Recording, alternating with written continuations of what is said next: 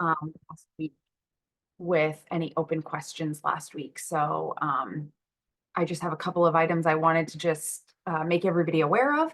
And then I can certainly dive right into answering your questions that come in through the Q&A. So make sure that you find that icon using the Zoom menu. It may be under your three ellipses more item. You may need to click on that to find the Q&A.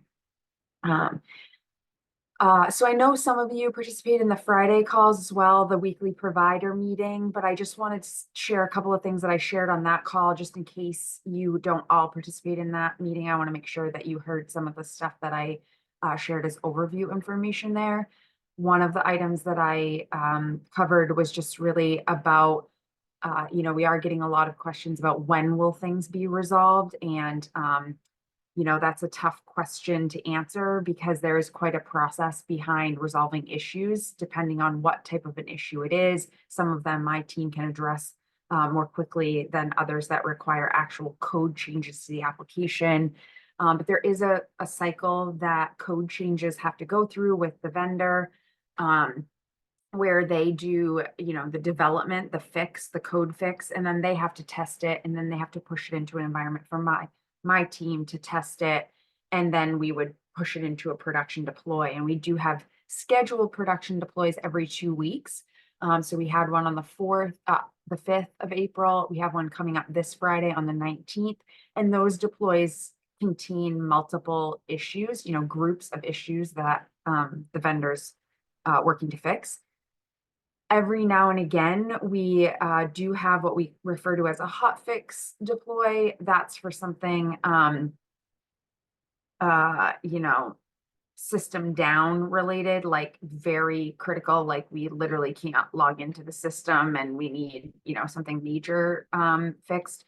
Those are fewer and farther between because it's difficult because of the way that they do the code fixes. It's difficult to isolate code and push just one piece of code. It's very related and tied together, so it's difficult for them to fix one specific issue depending on what the issue is. But every now and again we will have a hot fix deploy, but typically they're going to be on this 2-week cadence for now. And so anywhere along the line, like FEI could start doing the development for something, and it might end up taking longer than they expected. So they might not get it into the testing window of a specific cycle. We refer to them as sprints. So, we might be expecting something to come into testing for us that might not make it into testing because either they didn't finish the development, it was just more complicated than anticipated, or maybe it didn't pass their quality testing. Maybe, it was not fully working or it was breaking something else. So they had to pull that out. And then even sometimes when it comes into testing for us, we might not pass it. It might not pass our test. Because again, it might be not fully functioning, or it might be worse, it might be breaking something else. So I had just shared on Friday, and I wanted to share again with this group, we do understand the urgency for resolving the issues that have been tracked, many of the issues that have been tracked.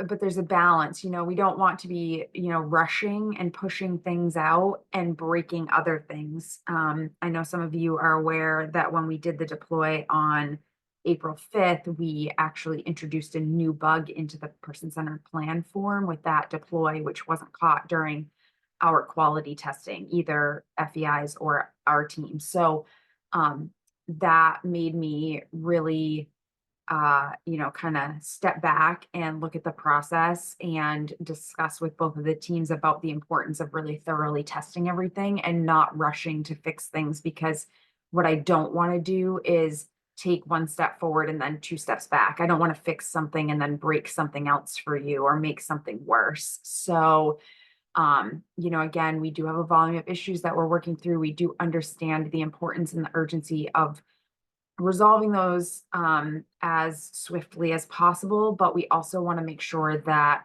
we are and doing that in a thoughtful, thorough way, and not, causing more problems for you.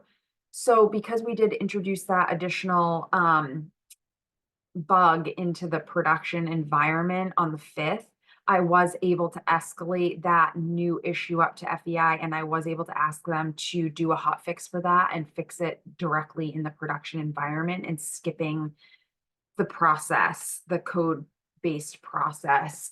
So they were able to resolve that issue. That was where any of the PCPs that you had that were in progress prior to or during that April 5th deploy.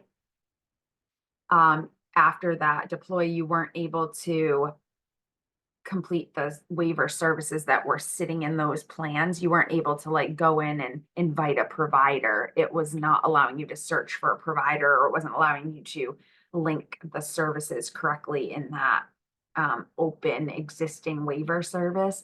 So they were able to resolve that issue. So you no longer have to use the workaround that we discussed last week, or that was shared out in the emailed update. So you can just any of those PCPs that were in progress, you can invite the provider again. You can do a search and it will allow you to invite the provider from the existing waiver services on those open PCPs. Some additional items that I had shared on Friday's call as well that I just wanted this group to be aware of is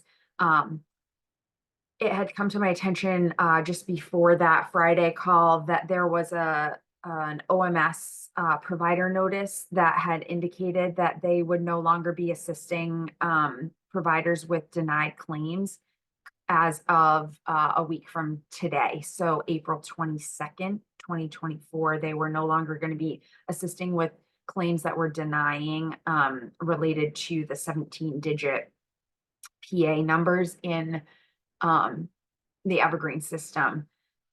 So although that is true that they don't have the staff to continue supporting that, and that will end, that support will end on the 22nd. I shared on Friday and wanted to share again this morning with you. OMS is still working with Gainwell, the MIMS vendor, to release a fix to that provider portal, so that you can submit those claims using those 17-digit PA numbers. And we are hopeful that that deploy will occur this week, so that there won't be any need for you to go to them for assistance with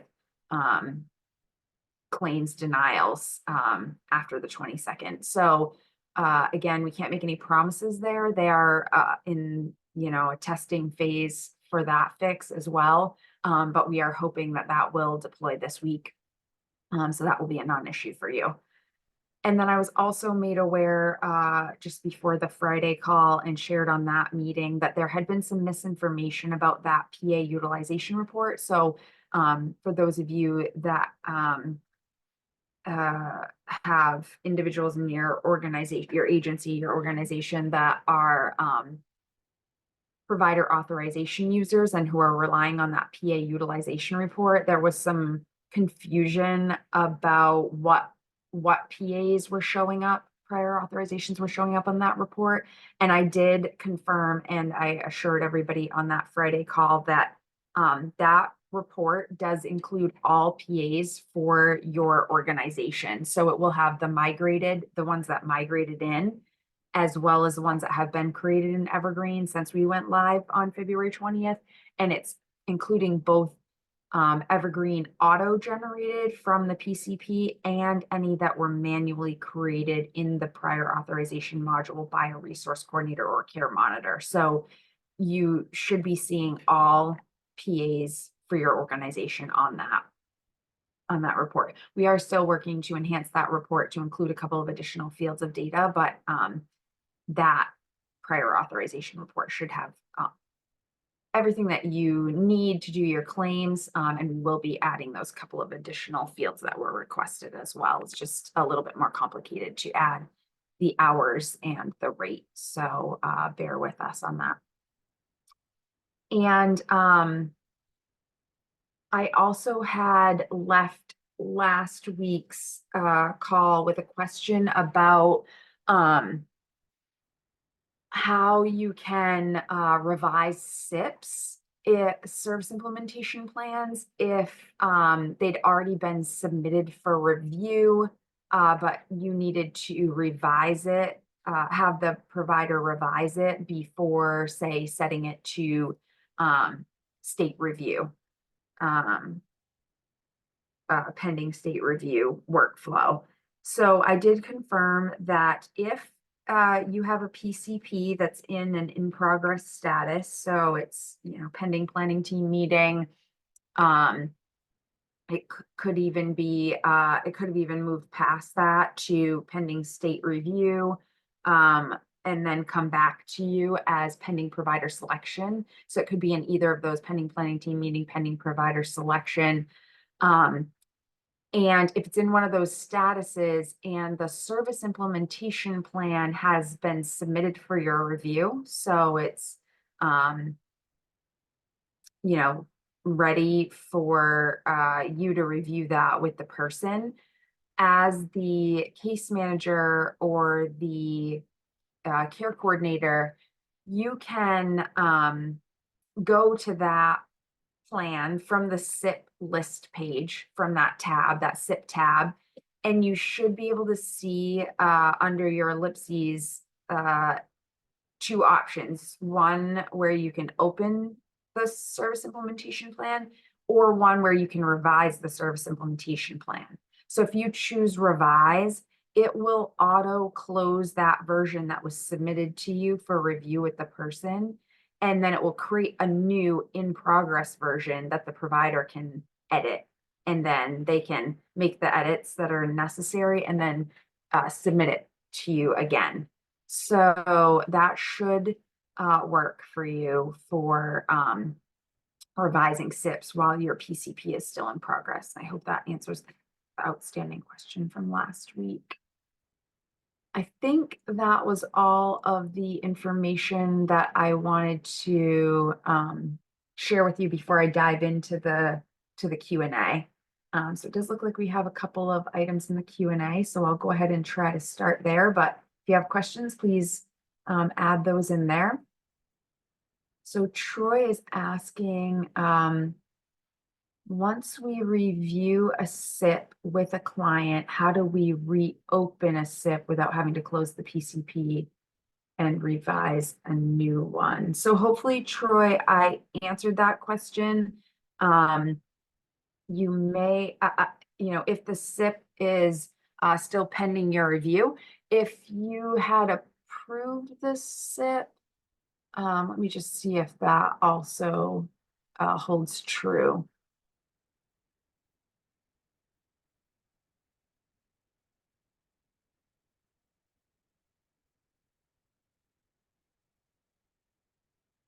All right, so let me see if I can share my screen here real quick and we can try this together and see if this also still.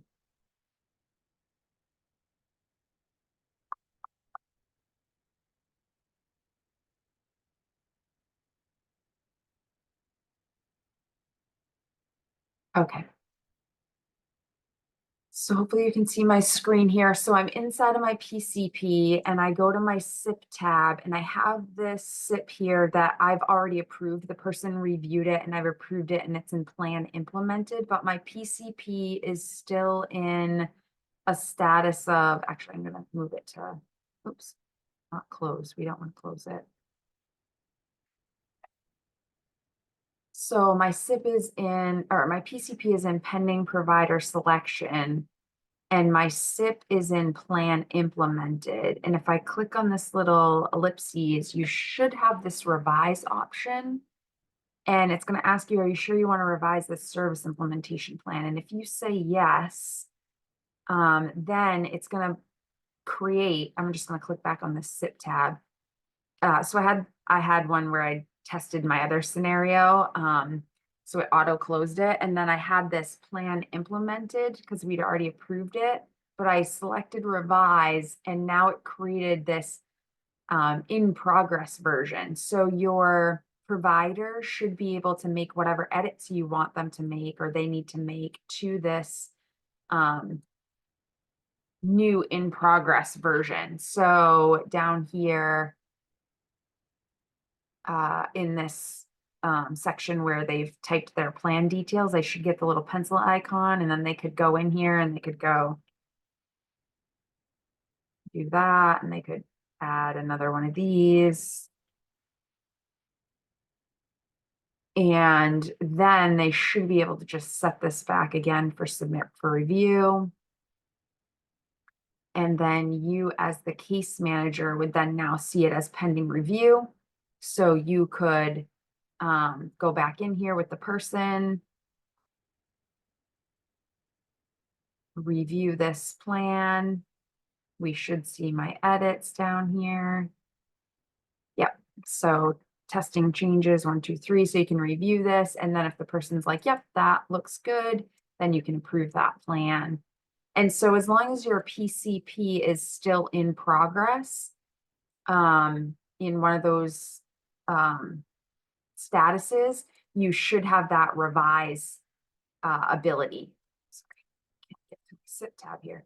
You should have that revise ability under your ellipses.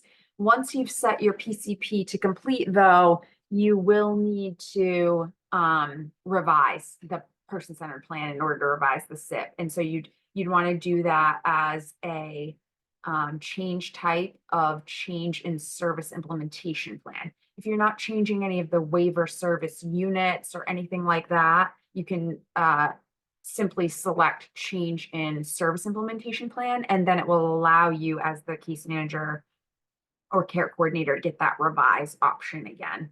But if you are going to be changing any of the waiver services like units or adding a new waiver service in order to get a new service implementation plan or something like that, then you should also select the change reason of change in service support along with change in service implementation plan. So hopefully that answered your question there. So Dawn is asking, did you say that for new clients starting to an agency, starting a new service, that we would need to do a paper SIP to start the new client? If so, where to find the paper SIP? Yes, that is correct, Dawn. So if the person is seeking a new service provider, that provider does not currently have an assignment to the person record. They don't get assigned to the person record until they've been selected as a provider. So if the person is seeking a new provider and needs them to submit a service implementation plan, that provider is not going to be able to navigate into the person record and go to the PCP and go to the SIP tab and fill out their SIP. So they should fill out, you as the case manager or a care coordinator should create a PDF version of the PCP for them using the person PCP print from within the PCP tab. And you should send them that PDF and you should send them the fillable service implementation plan form, which I believe is in the help center. Let me confirm that.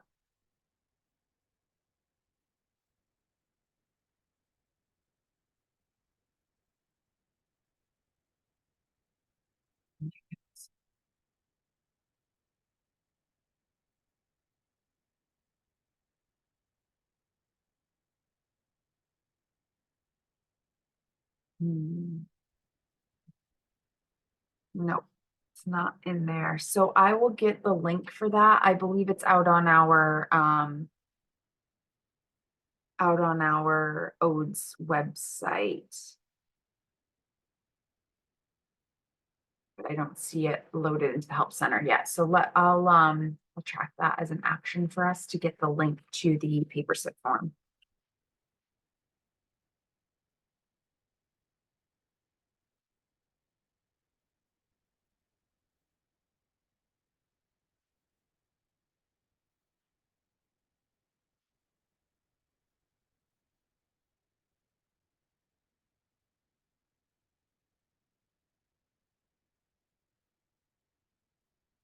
Oh, actually, no, you know where you can get it, Dawn? I'm just having a brain cramp. That's my problem this morning. You can actually get it right on the SIP tab, I believe. So let me show you. Oh, nope, I am wrong. Yep, it needs to be added to the help center and it doesn't seem like it's there.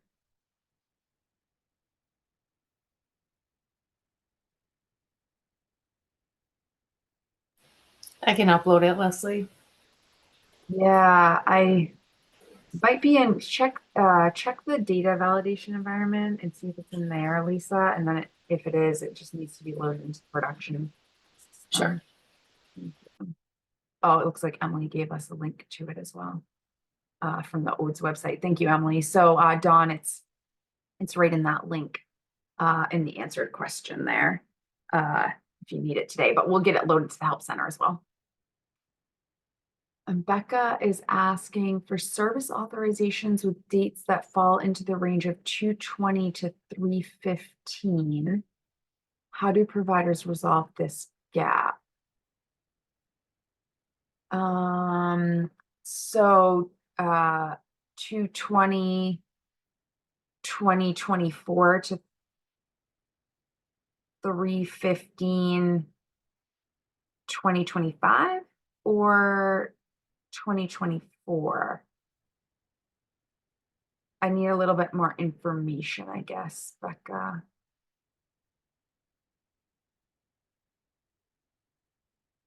Um, Francine is asking, do we revise a SIP in a new plan to add as services and supports, or do we add it through services and supports?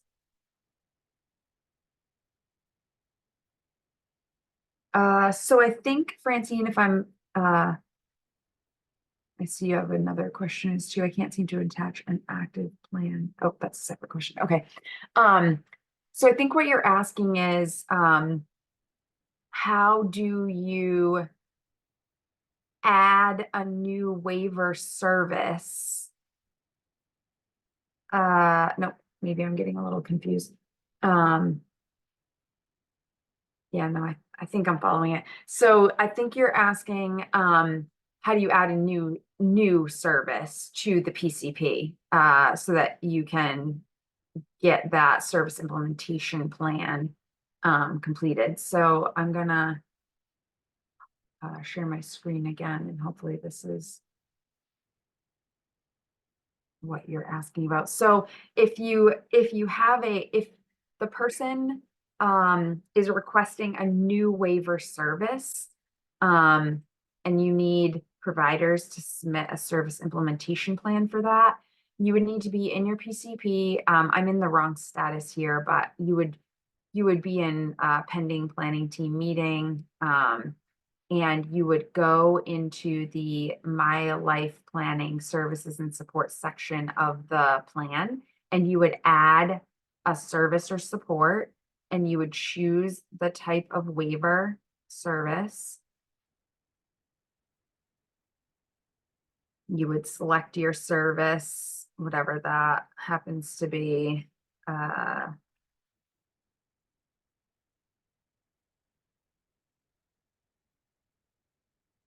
We'll just go with T2021 community support here in this example. Select your frequency. You'd put in your hours per week. Choose your description of scope. And then support needed. I'll just pick something here and say no and then testing. And then you would have saved your waiver service, and then you would have set this to pending state review, and then the state review would have occurred, and then they would have set it into this pending provider selection status for you. So once all that has happened, then then you can go back to your waiver service and you can invite the provider. I'm gonna pick on Goodwill only because I remember their name. So, and then you would select your, this is probably not a good example because it looks like this is supported living, but I'm just going to use it for purposes of this conversation. But you would select this location, the provider location, and you would hit save. And then the system will create that service implementation plan for you.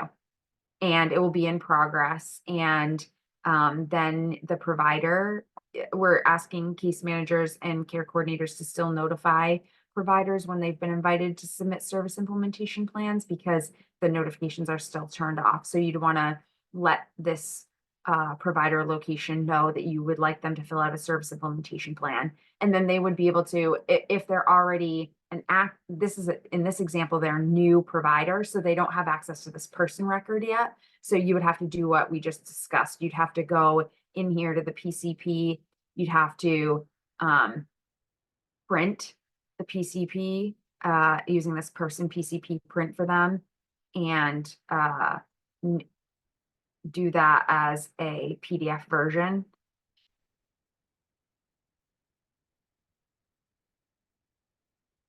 And then you can save it as that PDF to your desktop. And then you'd be able to send that to them along with that SIP template, which Lisa will get that loaded into the help center here. So you'll be able to find it here in the help center at some point, hopefully later today. Should be there in 5 minutes. Thank you. Well, So it should be in here along with these other items, but also you'll be able to, as a community case manager or a care coordinator, you would actually be able to access it right from here once it's loaded in there. So you can download it right from here. It will have a link and you'd be able to download it right from there. So hopefully that answered your question, Francine. Leslie, actually, I went down further and she did ask for, it's for more for a revision. So when you revise your PCP, do you also revise the SIPs to revise those Yes. services? Yes, yeah. So well, still loaded. Right. So if you are doing an annual plan, then all new SIPs will need to be submitted. So if you've revised your PCP as an type annual, those waiver services will copy forward for you, but you will need to link those waiver services up to the new goals that are the goals and everything again, like you would have done in your initial planning. And then once you've done that and you've added the appropriate units and all that jazz to your waiver service, and you've gone through the state review portion, then you would invite the provider again. So it would create those new SIPs for you in annual planning. If you're in the middle of a plan year and the person is making a change to their waiver service. So if they're requesting increased units or they're requesting a new waiver service, then the SIP should be revised to reflect the new, if it was an existing service implementation plan, it should be revised to reflect the increase in units in that example. So in that case, you would revise your PCP as a change type PCP, and you would select the change reason of change in services and support and change in service implementation plan so that you can increase the units on the waiver service, and then you can go to the SIP tab, revise, and have the provider revise the plan to reflect the increased units. So hopefully that answered your question, Francine. So got another question here from Lynn. I submitted a question last week that didn't get answered due to the call ending. I can't remember the specifics of my question, but was hoping for a response. Interesting, Lynn. I did look back at the Q&A from the 9th, and I did not see that there were any unanswered questions. So I apologize for that. Oh, you did say on Friday. Sorry, Lynn. I have not gone back to the Friday questions. I do that before the Friday call. There were several questions that went unanswered from Friday. I don't know if I have, let me see if I have that handy.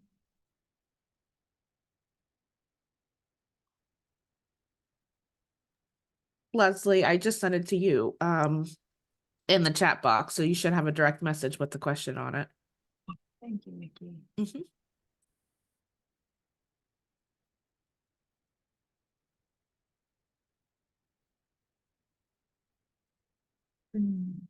Does the person who does our billing need to do anything specific in order to get notifications when there are new authorizations generated?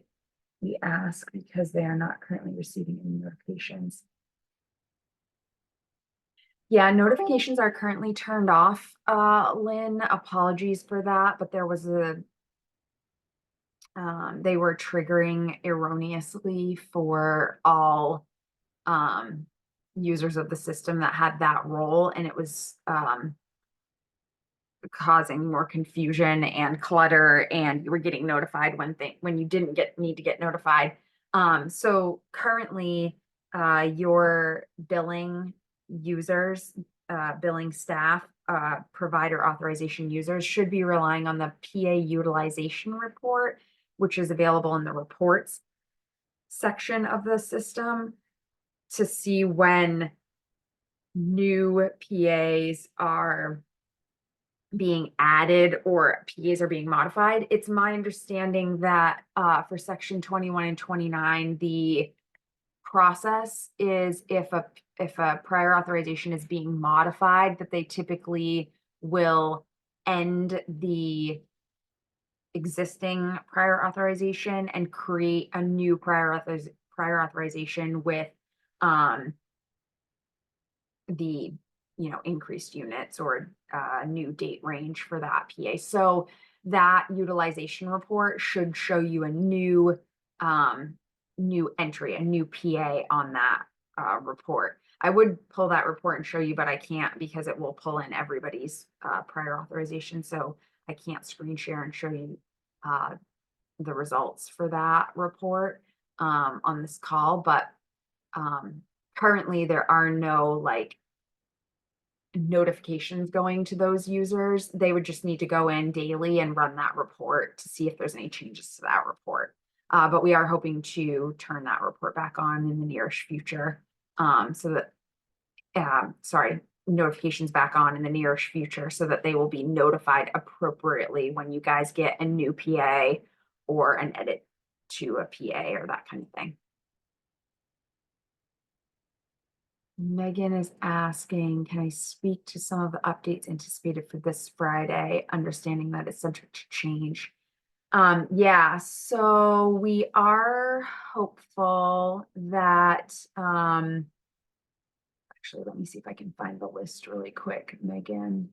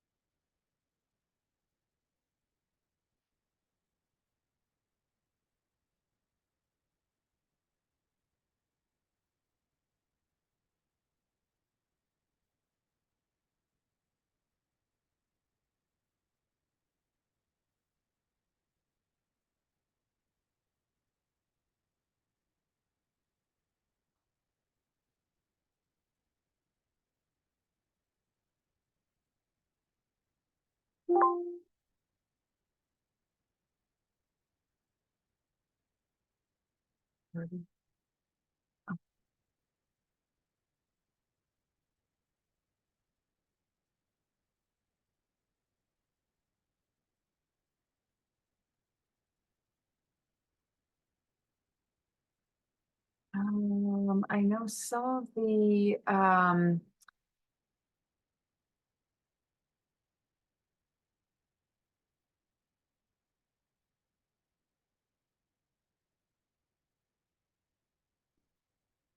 me see if I can sort this.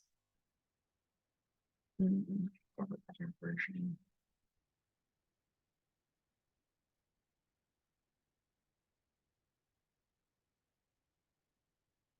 Maybe.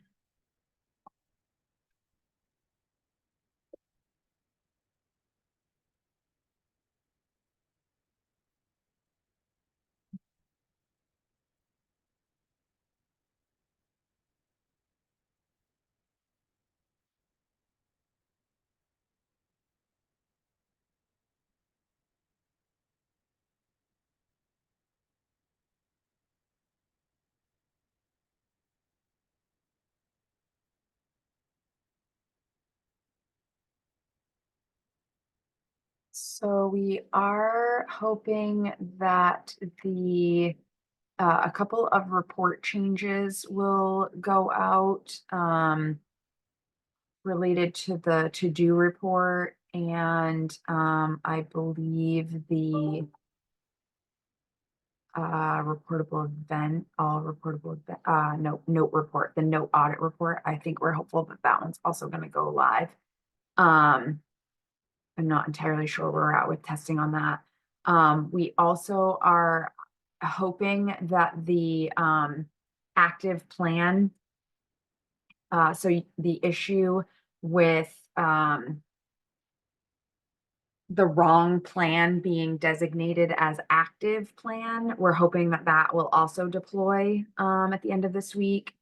There's also, an error that people are getting in the services and support section of the PCP, where it just says some error occurred when, trying to add new services and supports on certain migrated PCPs. We're hoping that that's also going to be resolved. And I think there are some individuals who are,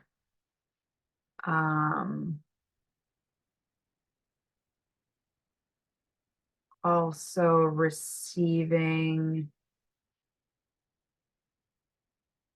an issue around, no, I don't know about that one. An issue also in the PCP services and support section around, the frequency drop down and the units and duration, and the total not calculating.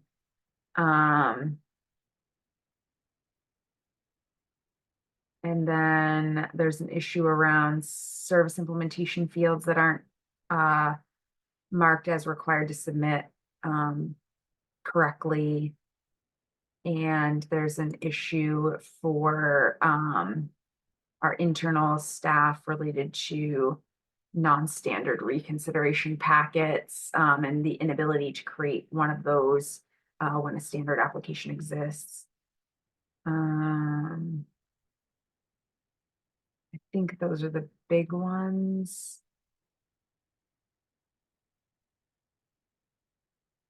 There may be a couple of others here. There are a lot that are, not necessarily on anyone's radar here because they're related to our adult protective services unit or our guardianship unit. There's some related to that, and there's a couple of other ones that are, like kind of behind the scenes things. But I think those are the big ones that we're anticipating, Megan.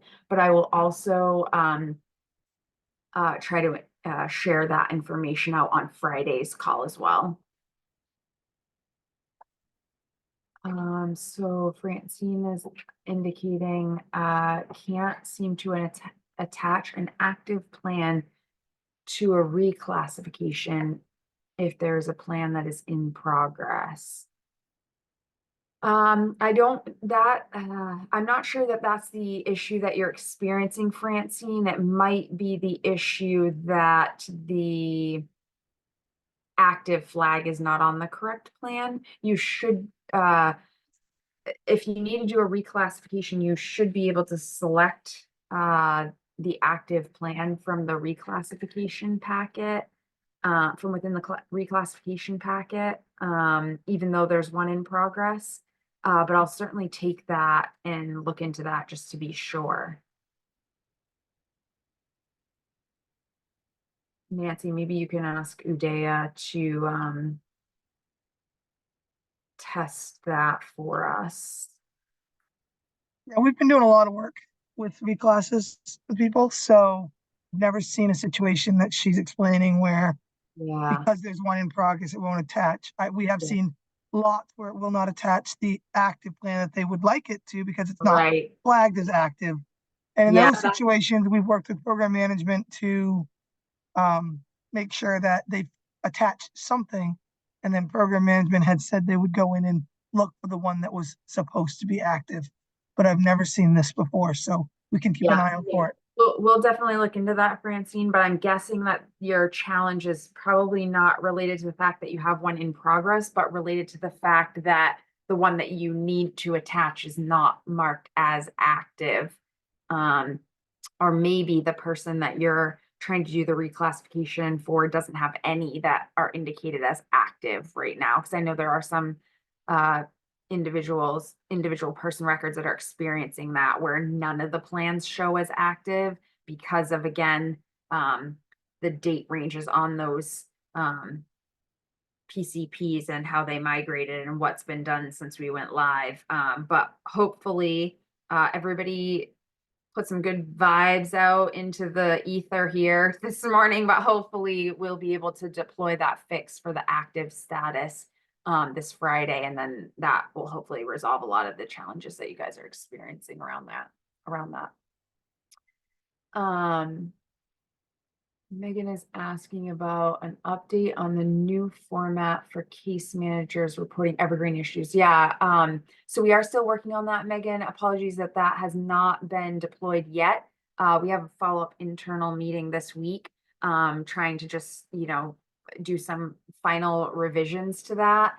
So it may be another week or two before we get that rolled out because it won't be this week. And then depending on what final revisions we need to do, I'm not sure if they'll be able to get it out next week or not, but we are making some really good progress on that, and we definitely want to get that out there for you so that we have a better way of tracking the issues that are coming in and being able to respond to those for you.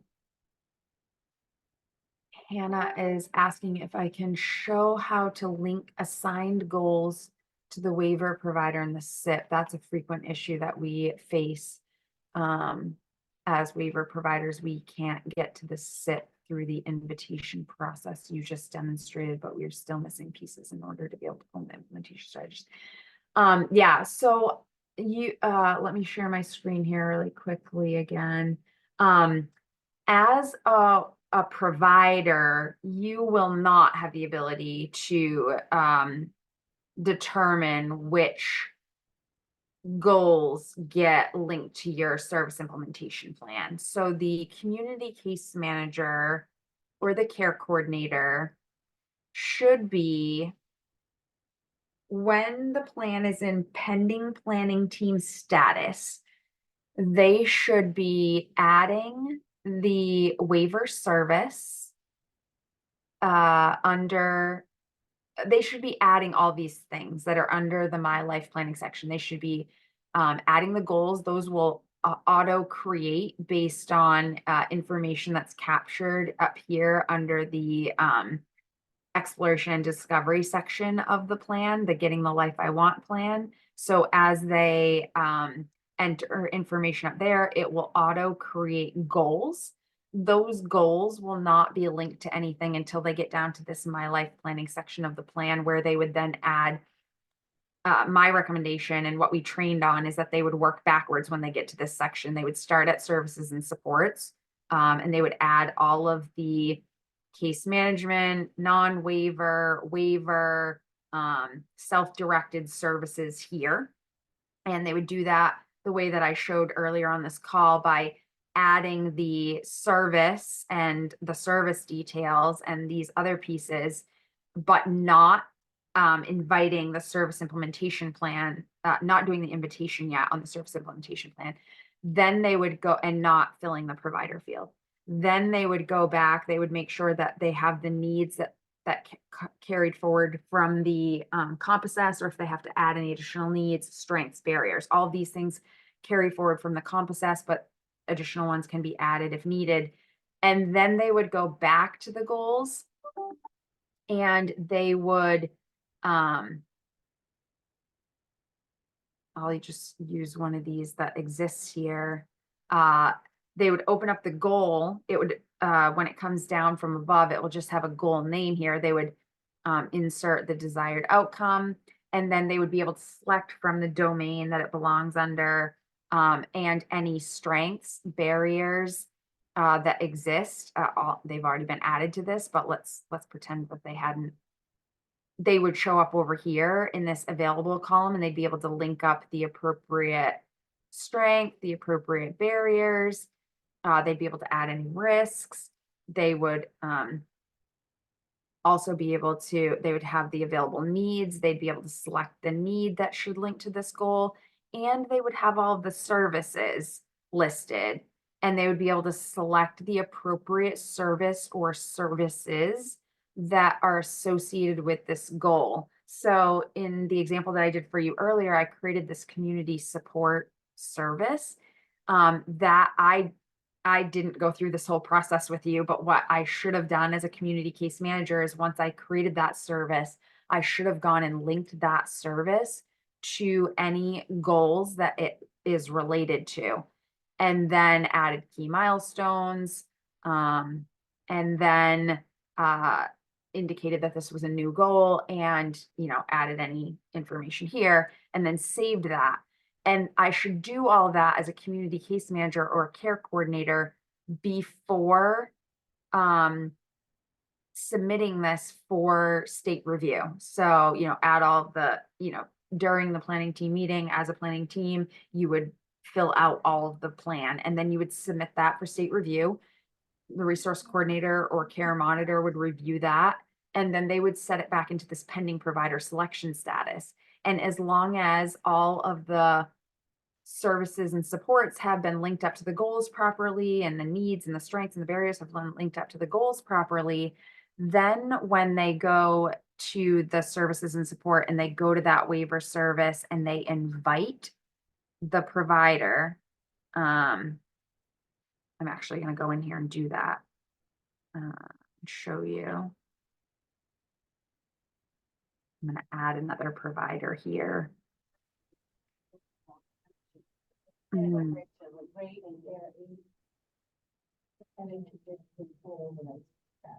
Leslie, while you're doing that, I also want to make comment that the last week and a half, some of the SIPs have been looking wonky because of that bug that was fixed with the hot fix on Friday, because they weren't able to search providers.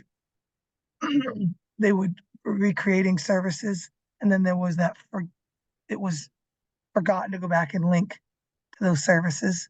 Just want to make sure that might have something to do with this. It may not either, but Yeah, there might have been a misstep with the workaround from the 4.5 deploy. But so this, what I'm showing right now, should occur in order for you as a provider to see all of the details that you need to see in your service implementation plan. So I just selected this Living Innovation location, and I am inviting that provider. Oh, of course, I'm going to get that.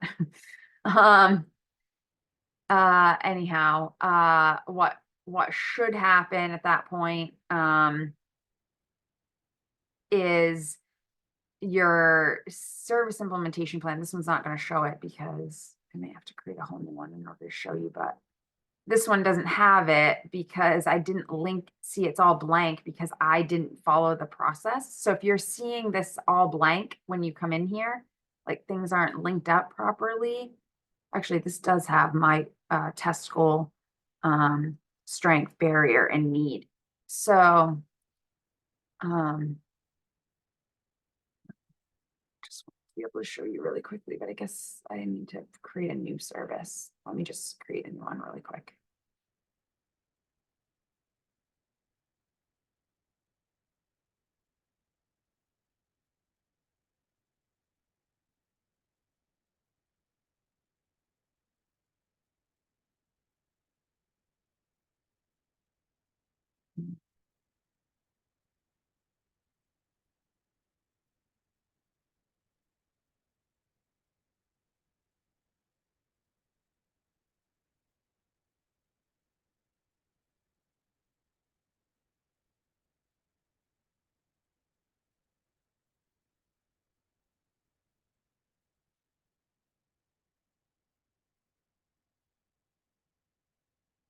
So I just added this work support service, and I'm gonna go to my goals over here, and I'm gonna use this first goal. It's called test goal. And I'm gonna go in here and I'm going to add employment as the domain. And I'm going to add this work support service. And I'm gonna add it under the key milestone as well. And I'm gonna save that. And then because I'm already in pending provider selection, because I've gone past the actual process, but pretend that we'd linked the service up correctly and we've submitted it for state review and that has happened and now it's back for provider selection. Now I'm going to go to the services and supports, and I'm going to go back to that work support service here, and I'm going to edit this work support service, and I'm going to invite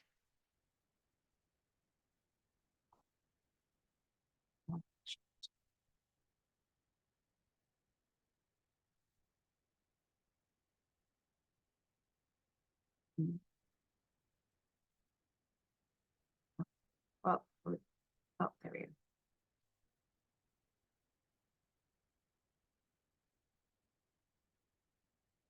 So that auto-generated a new SIP for me right here, this work support one. So if I go in here now and I go into edit mode, it's a little easier to see it in edit mode. So I'll show you this section, this second section, this goal and service details is coming over from the PCP. So it's showing me the PCP create date, what section, program section it's under, that this is an initial PCP. This is the effective date range for this PCP.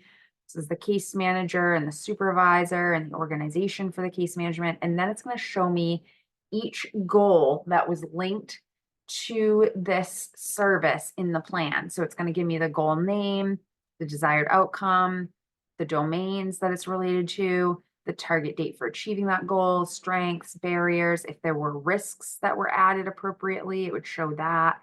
The need or needs that are associated with this goal and service. If there were any community, natural resources and supports or non-waiver services or case management services associated with that goal, it would also show those. And then it's going to show me the waiver service, which is waiver services which are associated, which is community supports and work support. So this is the one this is mine, the work support one. It's also going to show me any other ones that are attached to it. And then if there were any self-directed services, it's going to show me the key milestone and the dates for the milestone. And it's also going to pull in some stuff from sections of the PCP that are higher up. This PCP that I'm working from doesn't have a lot of stuff filled in. It's kind of just a shell template for testing. But if there were best ways to support me or how not to support me, it would show you that as well. And it would also show you what I want to stay the same, maintain, and what I want to be different, add, change, stop. So that's all informational, so that then you as the provider can fill out this third section of the PCP, the SIP form, which is the service implementation plan details. So it's going to again show you your service, that you are the waiver provider, and then it's going to allow you to fill in the purpose of support, the description, and then you can fill out these: who's going to help me achieve the goal, how frequently we would track, how often will progress be reviewed, a description of how that staff is going to assist, and then as many implementation strategies as individual implementation strategies as needed. And then you would check this and submit it back. So hopefully that was helpful, Hannah. I know we only have a few minutes left here and I have several questions queued up, so I'm going to try to breeze through as many as I can here. Lynn is asking, is there work being done that will allow the provider to select the service location in the service implementation plan rather than having the case manager make that selection. We did receive that request, Lynn. That is a very significant change to the way that this would occur. So that is not something that will be fixed anytime soon. That would be more of a change request that would need to be discussed internally with our business staff to see if that's something that we would want to implement. And if so, it will take many months to get that implemented, because that is not how these forms were built. But we did receive that suggestion, that feedback, that request, and so we are going to consider that. Tammy is indicating that the live demos are very helpful. She's very visual. Are there going to be any training videos to show processes for providers? So there should be training videos out on the Evergreen website, Tammy, related to the provider features, functions and features.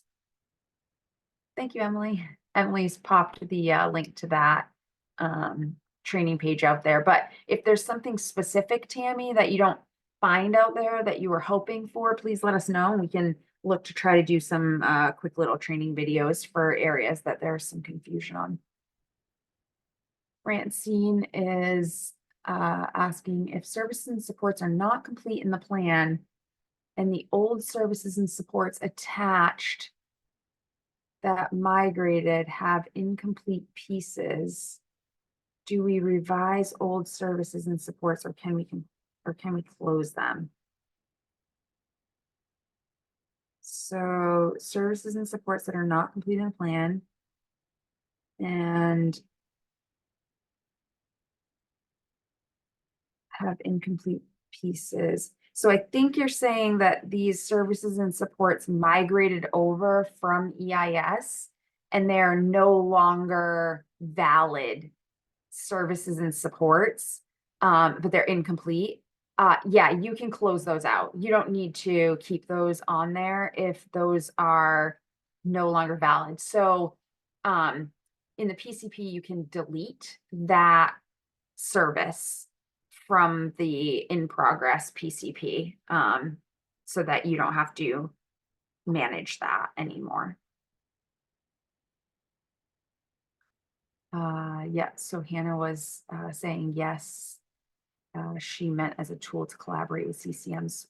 We get linked to the plan, but it's frequently missing the goals. Yeah, I think, Hannah, that was probably it may have been an artifact of the workaround that we had informed case managers and care coordinators after that 4-5 deploy of, creating a new waiver service and deleting the other one because they weren't able to select providers temporarily. And I think there was just a misstep of linking those services up to the goals, but that's definitely what needs to happen for you to see that on your service implementation plan properly. It is 9 o'clock. I do have just a couple of other things here. I didn't get to Becca's. I didn't see any more information from you, Becca, and I'm not entirely sure what you were asking about there. Francine is asking if a service is listed twice when editing the goal, you have to pick both or the provider won't see the goals. Oh, interesting. That's good to know, Francine. So it sounds like if a waiver service is replicated for one reason or another, maybe there's 2 waiver providers. And so you have 2 of the same waiver service, one for each provider in their respective units, that you maybe need to select both of those services in order for that to show up on the service implementation plan. I was not aware that that would be a requirement, but sounds like maybe that's the case. And Troy is saying in a future release, will the steps for the PCP My Life planning be reversed so we don't need to work from the bottom up? Seems counterintuitive, and sometimes I find myself forgetting to work backwards. Yeah, that's a great suggestion, Troy. The reason that they were in that order is because when we're in summary view of the goal and all the things that are linked, that was the sort of natural progression of how you would want to see things linked up top down from that goal. But when you're filling out that section, it is a little bit easier for you if you work your way backwards. So yeah, that's definitely something that we will take into consideration. It's another one of those pretty significant change requests that it would be months before something like that would be able to be changed if we decide to do that at all. It would, you know, we'd have to pay to have that change made. So we're hoping that, you know, as you do it more, you'll just naturally remember to kind of work it backwards in that order so that it's easier for you, so that everything's showing up in your pick lists. So I think I got to everybody's question except Becca's, because I just didn't really understand what you were asking, Becca. But if you are still on and able to provide some additional information, we can try to answer that on next week's call or, you know, separately offline for you. But thank you, everybody. I want to be respectful of your time. Thank you for joining us this morning. We will be sending out our weekly communication, hopefully sometime tomorrow. It might be tomorrow evening or first thing on Thursday, but we will be sending out a weekly communication. And then we will have our Friday call at 8 a.m. Everybody have a great week.